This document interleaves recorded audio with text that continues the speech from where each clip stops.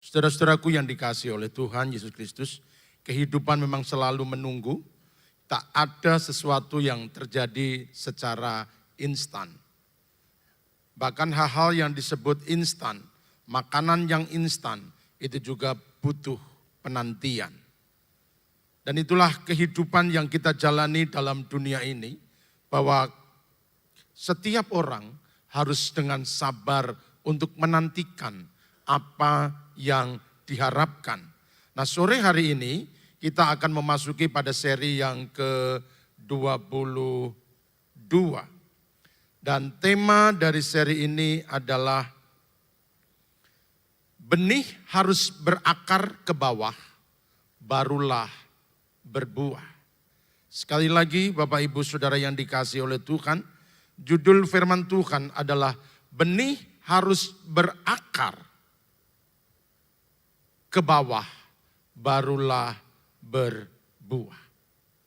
Ini prinsip yang akan kita pelajari, kenapa kita harus berada di ruang tunggu.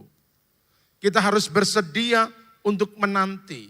Kita harus bersedia untuk sejenak menunggu. Karena setiap benih yang ditaburkan, sebelum dia mengeluarkan tunas, lalu bertumbuh dan mengeluarkan buah, maka yang pertama-tama benih itu akan berakar ke bawah. Nah, selama benih itu belum berakar ke bawah, maka tidak akan ada pertumbuhan ke atas. Mari kita melihat dalam kebenaran firman Tuhan, dalam Yesaya pasal yang ke-37, ayat yang ke-31. Ayat yang pertama ini saya ajak Bapak Ibu untuk kita baca bersama-sama. Yesaya pasal yang ke-37, ayat yang ke-31. Baik, saudara yang bawa Alkitab silakan buka Alkitab saudara. Tetapi saudara yang tidak membawa Alkitab boleh melihat tayangan LED. Mari kita baca bersama-sama, 1, 2, 3. Dan orang-orang yang terluput di antara kaum Yehuda, yaitu orang-orang yang masih tertinggal, akan berakar pula ke bawah dan menghasilkan buah ke atas.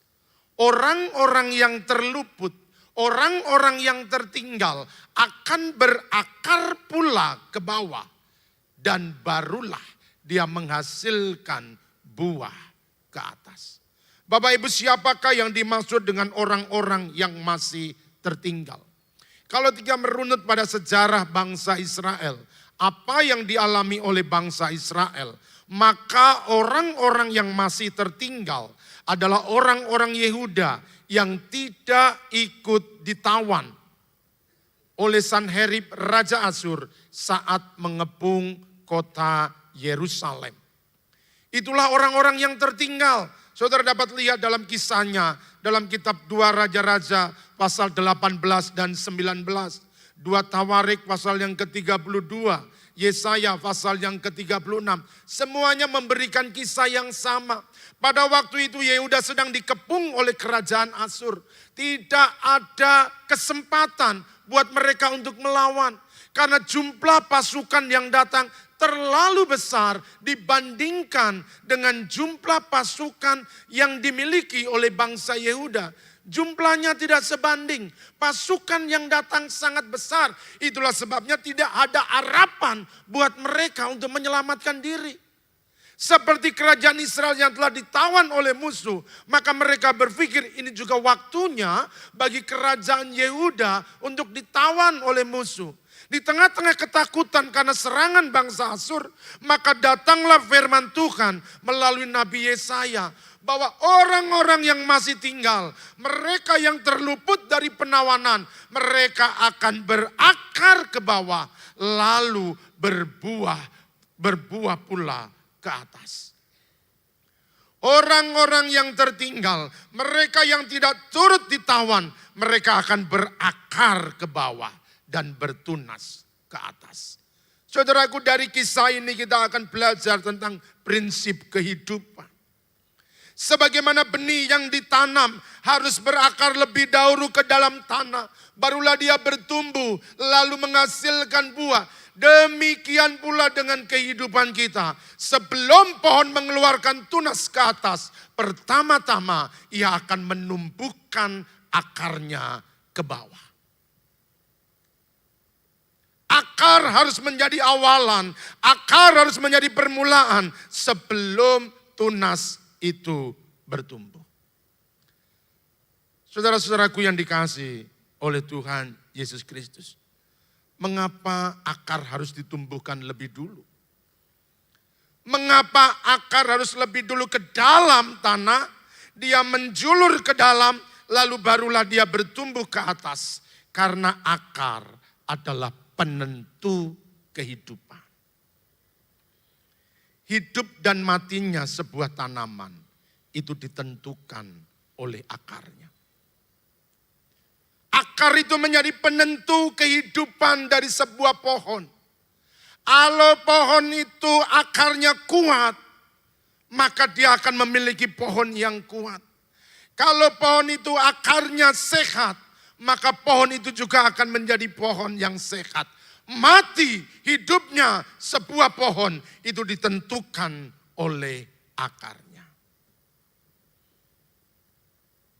Saudara-saudaraku yang dikasihi oleh Tuhan, tadi sepulang dari gereja, kami ke rumah sakit dan pulang dari rumah sakit, kami masuk ke dalam rumah dan di depan rumah itu ada beberapa pohon yang ditanam di dalam pot. Ada satu pohon beberapa kali disiram, tetapi karena tanahnya padat, maka dia terendam oleh air untuk beberapa hari. Dan tadi istri saya bilang, ini akhirnya mati. Kenapa mati? Karena akarnya membusuk. Saudaraku, akar itu menjadi penentu kehidupan. Akarnya busuk, maka layulah pohon itu. Dan akhirnya mati. Itulah sebabnya penting bagi kita orang-orang percaya untuk kita memperhatikan kualitas akar kita. Karena kualitas hidup kita itu ditentukan oleh kualitas akar kehidupan kita. Rohani kita menjadi kuat atau tidak itu tergantung dari akar kerohanian kita. Kalau kita punya akar yang kuat, maka kehidupan kita juga akan menjadi kuat. Akar itu menjadi penentu kehidupan. Akar itu adalah inti dari sebuah kehidupan. Oleh karena itu perhatian kita bukan kepada besarnya pohon. Perhatian kita bukan kepada lebatnya daun. Yang pertama-tama kalau kita ingin melihat hasil di masa yang akan datang, maka perhatikanlah akarnya. Kalau akarnya buruk, maka pohonnya menjadi buruk. Kalau akarnya baik, maka pohon itu akan menjadi baik. Kalau akarnya sehat, pohon itu menjadi sehat. Kenapa kadang-kadang hidup kita menjadi kurang baik? Kenapa yang kita hasilkan selalu bukan hal yang positif, bukan hal yang memberkati, tapi hal-hal yang jahat. Jangan-jangan kita tidak memiliki akar yang baik. Akar itu menjadi penentu kuat atau tidaknya sebuah pohon. Itu bukan karena batangnya yang besar, bukan karena cabangnya yang banyak, tetapi kekuatannya itu terletak akar yang ada di dalam tanah. Apa yang nampak di luar bukan menjadi akar kekuatannya. Justru kekuatan pohon itu yang tidak kelihatan yang ada di dalam tanah. Prinsip hidup yang seperti ini seharusnya menjadi prinsip setiap anak-anak Tuhan. Bahwa hal-hal yang tidak kelihatan itu menjadi akar kehidupan. Seringkali kita memoles diri dengan tampilan. Kita memoles diri dengan apa yang kelihatan. Kita haus akan pujian. Dan itulah sebabnya kenapa kita tidak menjadi kuat. Karena kita hanya mengurusi yang ada di luar. Tapi kita lupa apa yang ada di dalam tanah. Yang tidak kelihatan itu justru menjadi penting. Yang tidak kelihatan itu menjadi utama. Karena bagaimana akarnya, maka begitu pula pohon itu akan bertumbuh. Sebab itu malam hari ini saya mengajak setiap Bapak Ibu untuk kita fokus dalam hidup ini. Urusi dulu akar hidup kita. Karena apa yang mengalir ke seluruh bagian tubuh dari sebuah tanaman. Yang mengalir ke seluruh batang, yang mengalir ke daun-daun, itu semua dimulai dari akarnya. Bapak, Ibu, dan saudaraku yang dikasihi oleh Tuhan. Kalau kita melihat orang-orang Timur Tengah menanam pohon kurma. Beberapa kali Bapak Ibu sudah disampaikan. Maka mereka cara menanam mereka berbeda dengan cara menanam benih-benih yang lain. Para petani kurma tentu saja ini zaman dulu, karena ketika saya membaca dan melihat zaman sekarang sudah sangat modern, tidak lagi pakai hal semacam ini. Mereka membuat persemaian yang luar biasa. Mereka tidak lagi menanam benih, tetapi mereka sudah mulai menyemai benih itu. Dan ketika mereka sudah bertunas, maka benih baru dipindahkan ke ladang-ladang kurma. Tetapi zaman dulu sebelum teknologi maju, karena itu adalah di padang gurun, maka cara petani-petani itu menanam biji kurma. Mereka akan menggali dalam-dalam, minimal semeter 2 meter. Pasir itu akan digali. Lalu diletakkanlah sebuah biji kurma. Ditutup dengan pasir. Dan di atasnya mereka akan tumbuki dengan batu-batu yang besar.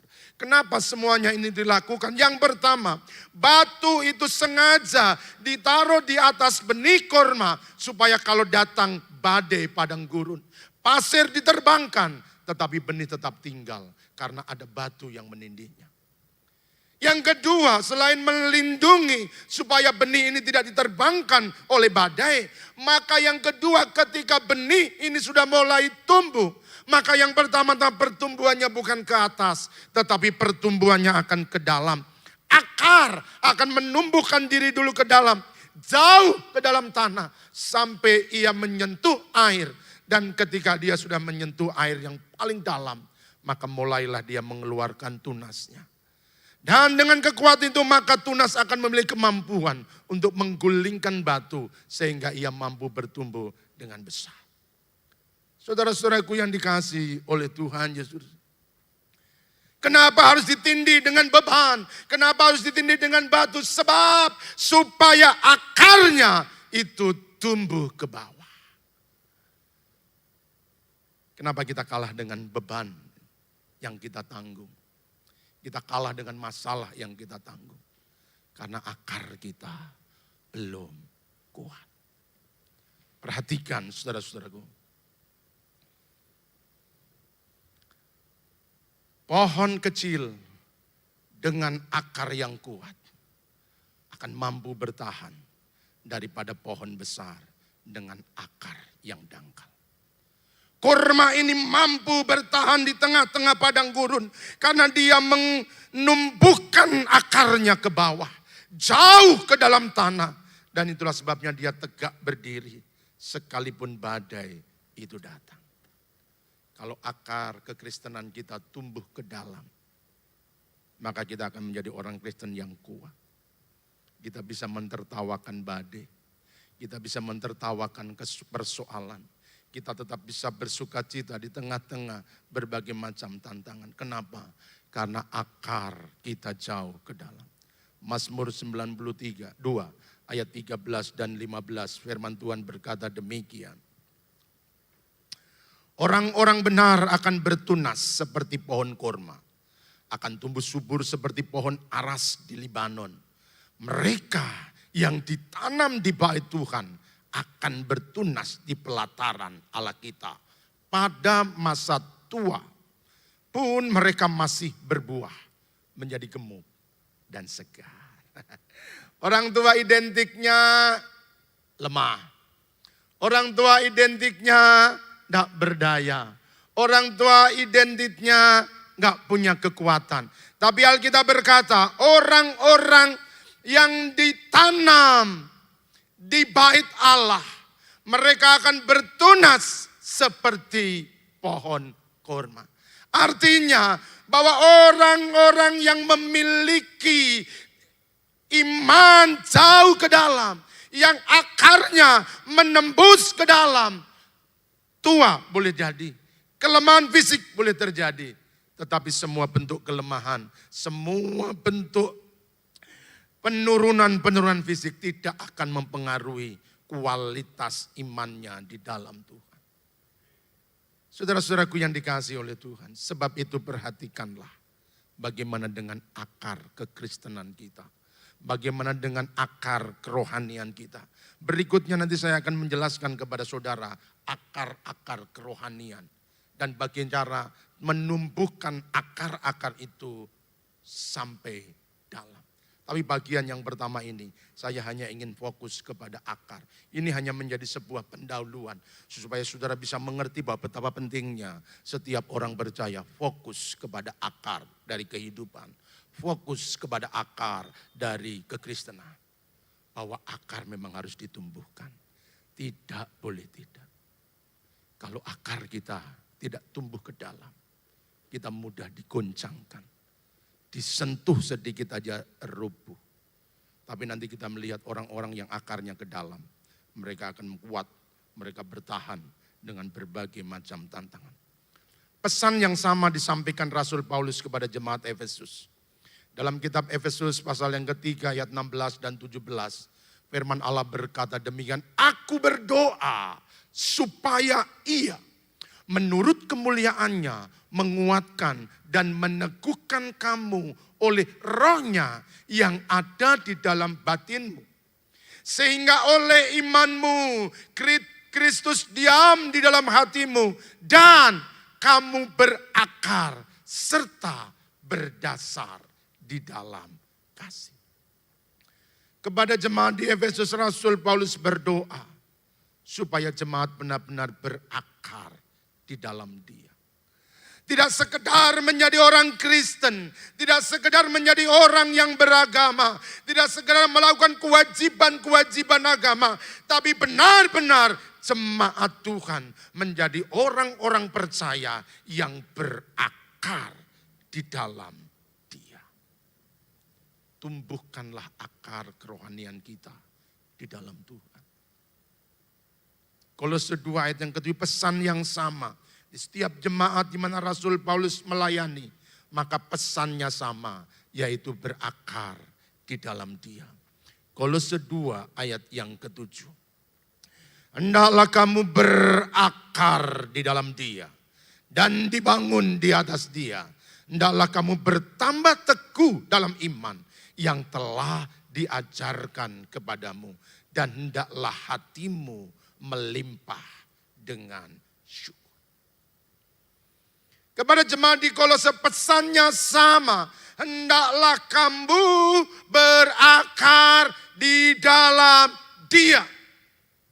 Karena orang-orang yang berakar di dalam Dia, Alkitab berkata imannya bertambah teguh. Tapi kalau kita nggak berakar, kita nggak mengakar di dalam Kristus, maka iman kita tidak pernah teguh. Kita gampang jatuh, kita mudah gagal, kita mudah kecewa, kita mudah melarikan diri dari Tuhan. Tapi orang-orang yang berakar di dalam Dia bertambah teguh imannya. Sudah berapa lama kita sudah menjadi orang Kristen? Barangkali ada di antara kita yang sudah dididik kekristenan sejak kita dilahirkan. Tapi pertanyaannya, apakah kita berakar di dalam Dia? Apakah kita menjadi orang Kristen yang benar-benar kita mengakar kuat di dalam Kristus, sehingga apapun tantangan, apapun kesulitan, apapun persoalan yang kita hadapi tidak membuat kita jatuh, tidak membuat kita rubuh, karena akar kita menembus ke dalam tanah. Mari kita akan melihat kebenaran-kebenaran tentang akar. Kenapa kita harus berakar lebih dalam, barulah bertumbuh ke atas. Kenapa akar harus menembus ke dalam tanah, barulah ia berbuah. Ada beberapa kebenaran yang saya ingin sampaikan kepada saudara. Yang pertama, kebenaran tentang akar. Mari kita baca bersama-sama. 1, 2, 3. Di tempat yang tepat, akar menjadi. Amin. Di tempat yang tepat, akar menjadi kuat. Jadi akar itu kekuatannya ditentukan juga oleh tempatnya. Kalau tempatnya kuat, tempatnya tepat, maka akar itu menjadi kuat. Saudara-saudaraku yang dikasihi oleh Tuhan. Di dalam kitab Mazmur, pasal yang pertama, ayat yang ketiga. Alkitab mengatakan demikian. Ia seperti pohon yang ditanam di tepi aliran air. Yang menghasilkan buahnya pada musimnya. Yang tidak layu daunnya. Apa saja yang diperbuatnya berhasil. orang-orang benar. Orang-orang yang tidak mengikuti nasihat orang fasik. Mereka yang tidak berjalan pada kejahatan. Itu seperti pohon yang ditanam di tepi aliran air. Tempat yang tepat untuk menanam sebuah pohon itu ada di tepi aliran air.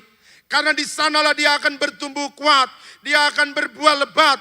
Karena tempatnya tepat, maka akarnya itu menjadi kuat. Di mana saudara sedang menumbuhkan akar imanmu? Di mana saudara sedang menumbuhkan kekristenan kita? Di mana kita sedang menumbuhkan kerohanian kita? Itu sangat menentukan bagaimana kuat atau tidaknya akar kita. Tempat yang tepat, maka akar itu menjadi kuat. Pesan yang sama meneguhkan apa yang disampaikan oleh Nabi Yeremia. Dalam Yeremia 17 ayat yang ke-8.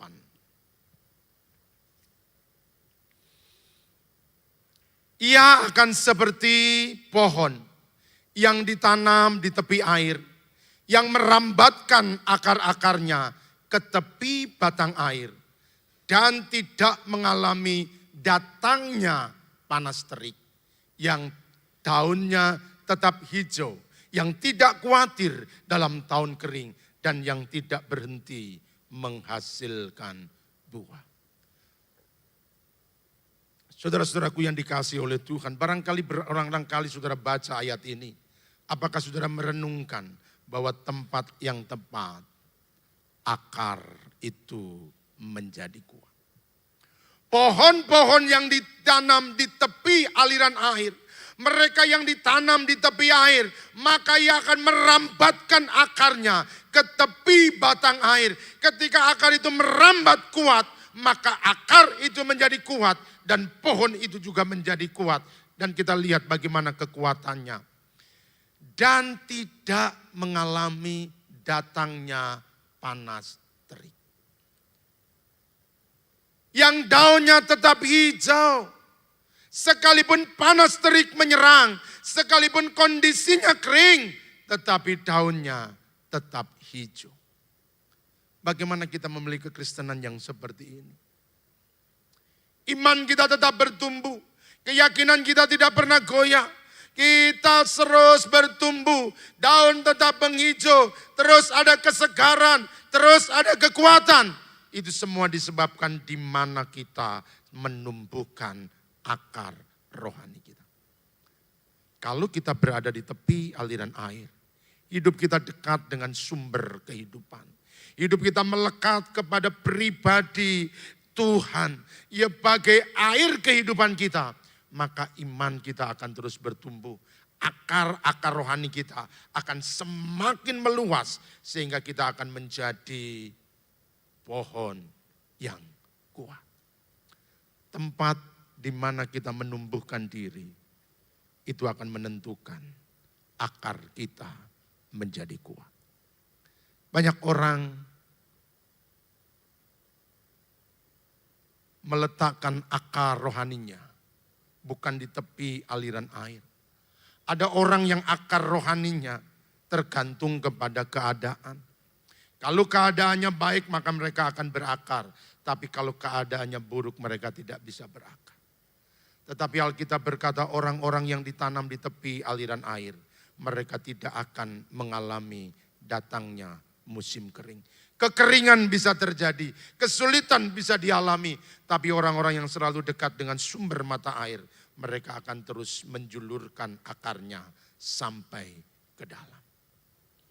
Yang kedua, saudaraku yang dikasihi oleh Tuhan. Kita akan melihat kebenaran akar yang kedua. Mari kita baca bersama-sama. 1, 2, 3. Akar yang sehat buahnya. Sekali lagi. 1, 2, 3. Akar yang sehat buahnya lebat. Saudaraku, bahwa akar itu menjadi penentu buah yang kita hasilkan. Sekali lagi. Bahwa akar bukan hanya menentukan kekuatan. Akar bukan hanya menentukan pertumbuhan. Tetapi akar itu menjadi penentu buah yang kita hasilkan. Kalau akarnya sehat, maka buahnya pasti akan lebat. Tapi kalau akarnya tidak sehat, saudara tidak akan pernah menikmati buah. Perhatikan tanaman-tanaman yang saudara tanam, benih-benih yang saudara taburkan. Kalau akarnya tidak sehat, maka kita tidak bisa melihat adanya buah. Jangankan berbuah, kadang-kadang bertumbuh pun tidak mampu. Karena memang akarnya tidak sehat. Tetapi pohon yang akarnya sehat, maka buahnya pasti lebat. Dalam Matius pasal yang ke-13 ayat 4 sampai 8. Kita sudah diajar oleh Bapak Gembala tentang perumpamaan seorang penabur. Keempat-empatnya ini berbicara tentang akar. Ketika sang penabur itu keluar dan menaburkan benihnya, maka yang pertama-tama benih itu ditaburkan di pinggir jalan. Di pinggir jalan itu tanahnya keras. Benih tidak sempat berakar. Bahkan benih dimakan oleh burung-burung. Apa akibatnya? Karena tanahnya keras, benih tidak berakar, maka tidak ada kehidupan. Tidak ada pertumbuhan, tidak ada tunas yang tumbuh, tidak ada pohon yang tumbuh. Kenapa? Karena benih tidak berakar. Kenapa? Karena tanah hatinya keras. Saudaraku, tiada akar, maka tidak akan pernah ada kehidupan. Tanpa akar, maka tidak akan ada sesuatu yang dihasilkan. Oleh karena itu mari kita koreksi akar kehidupan kita. Apakah kekristenan kita sedang berakar di dalam Dia? Atau kita berakar kepada dunia? Apakah kita berakar kepada Kristus? Atau kita berakar kepada keadaan-keadaan yang terjadi di sekitar kita? Kalau kita enggak berakar, maka tidak ada kehidupan. Bukan kurang banyak saudara baca Alkitab. Bukan kurang setia saudara beribadah. Bukan kurang baik saudara bertindak. Tapi kadang-kadang yang membuat kita gagal menjalani kehidupan. Karena kita tidak berakar di dalam Dia. Kita mudah kecewa. Kita mudah sakit hati. Karena akar kerohanian kita tidak bertumbuh. Yang kedua, setelah benih itu ditaburkan di pinggir jalan, maka yang kedua, benih itu jatuh di tanah yang berbatu-batu.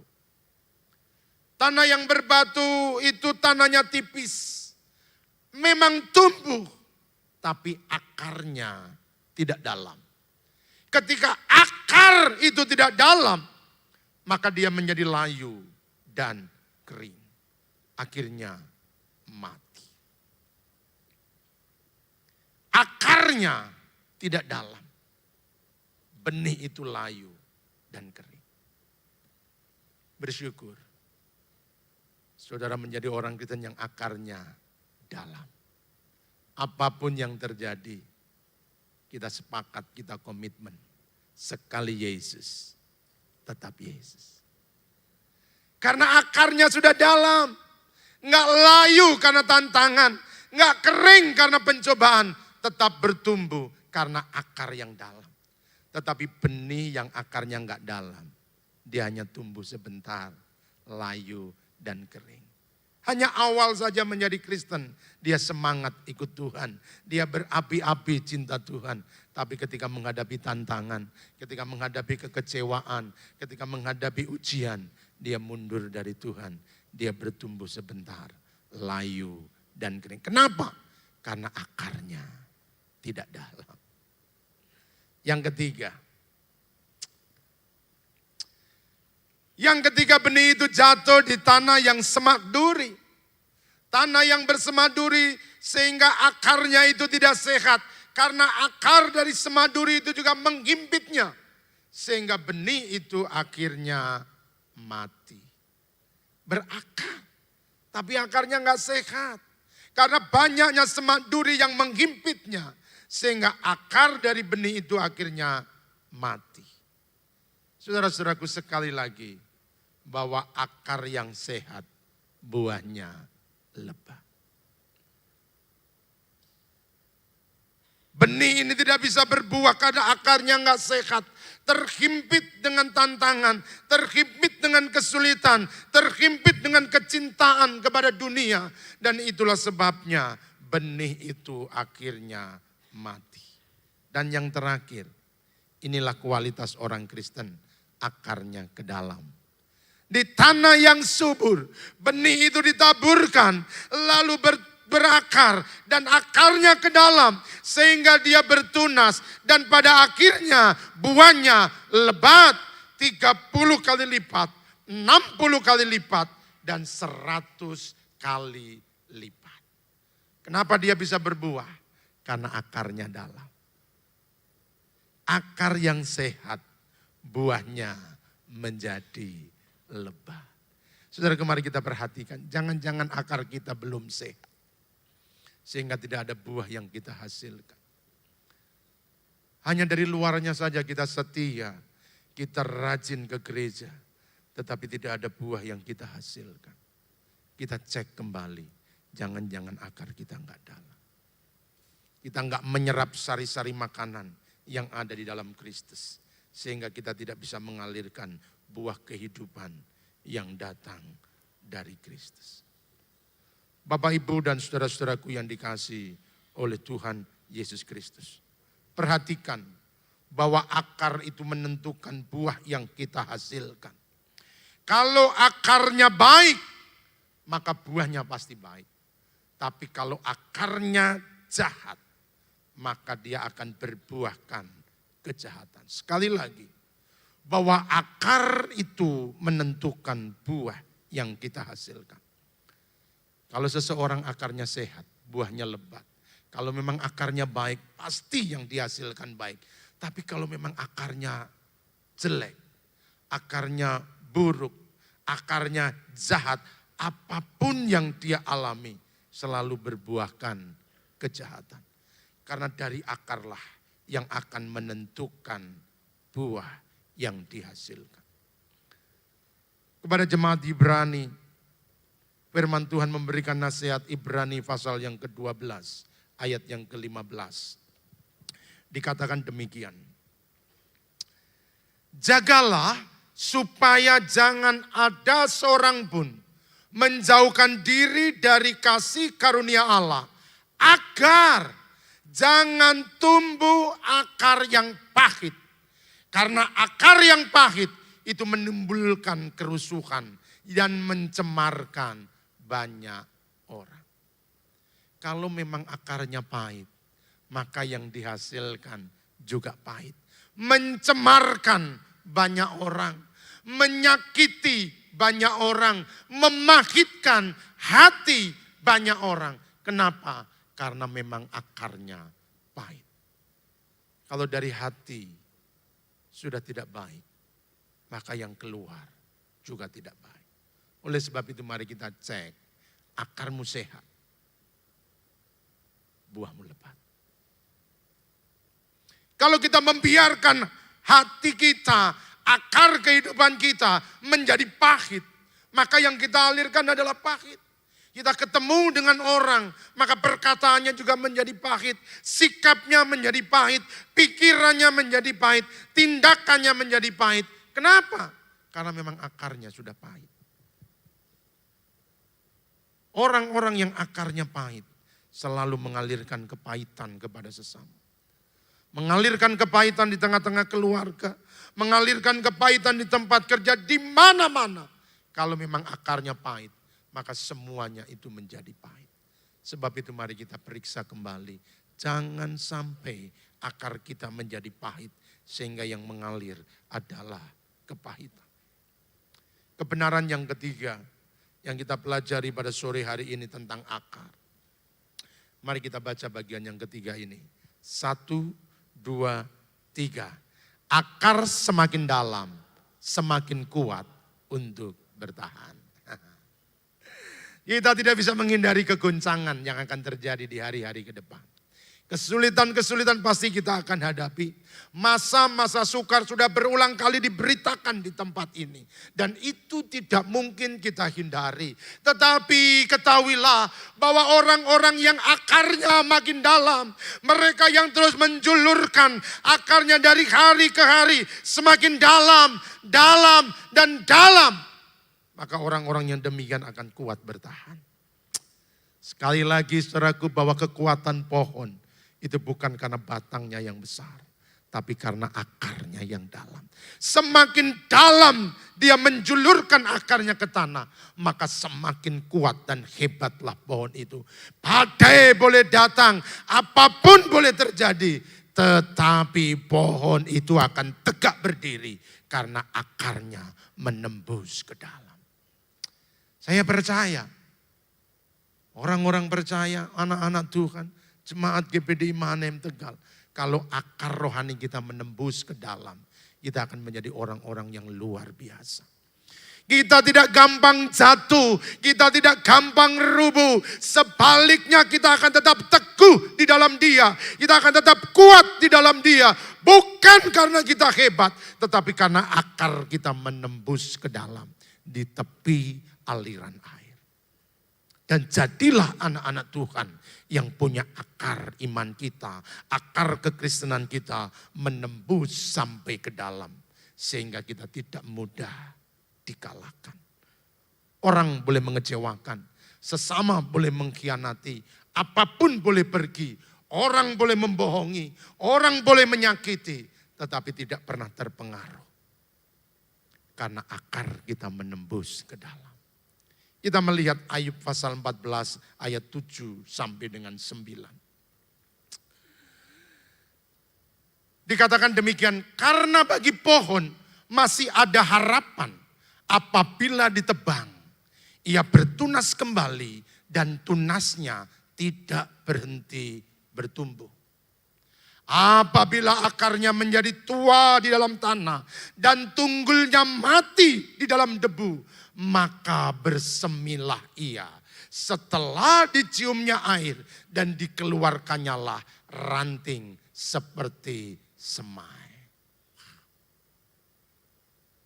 Pohon yang dipotong, batangnya boleh dipotong, dahan-dahannya boleh dipotong, daun-daunnya boleh dipotong.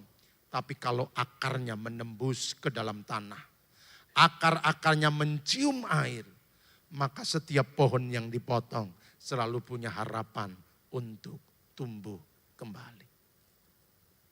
Alkitab berkata semua dipotong, tetapi ketika dicium oleh air, diciumnya air, maka dia akan bersemi dan bertunas kembali.